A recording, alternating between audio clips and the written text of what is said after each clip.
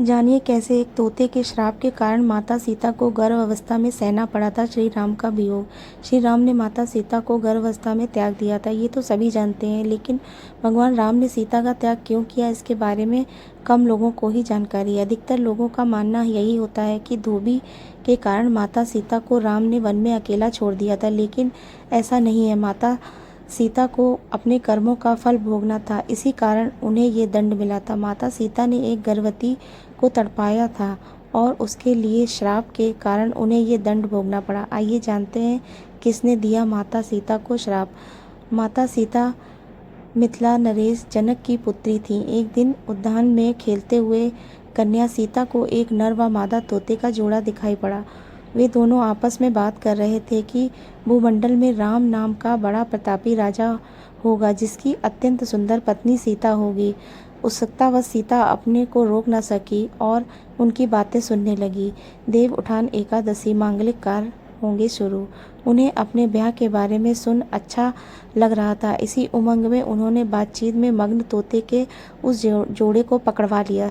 सीता उनसे अपने और श्री राम के बारे में और भी बातें सुनना चाहती थी, इसलिए उन्होंने उस जोड़े से पूछा कि उन्हें राम और उसके विवाह के बारे में ये बातें कहाँ से पता चली। तोते ने कहा कि उन्होंने ये बात महर्षि वाल्मीकि के मुख से उनके आश्रम में शिष्यों को पढ़ाते वक्त सुनी। इस पर सीता ने कहा कि तुम जनक की जिस पुत्री के बारे में बात कर रहे हो वो मैं ही हूँ। तुम्हारी बातें मुझे रोमांचित कर रही हैं, इसलिए अब मैं तुम्हें तब छोड़ूंगी जब मेरा विवाह श्री राम से हो जाएगा। तोते ने याचना करते हुए कहा कि हे देवी, हम पक्षी हैं जिसे घर में सुख नहीं मिल सकता। श्रीमद् भागवत पुराण में कलयुग के बारे में की गई ये भविष्यवाणी हमारा काम है आसमान में विचरण करना। सीता ने नर तोते को आज़ाद कर दिया और कहा कि ठीक है, तुम सुखपूर्वक विचरो, परंतु तुम्हारी पत्नी को मैं अब नहीं छोड़ूंगी जब मुझे राम प्राप्त हो जाएंगे।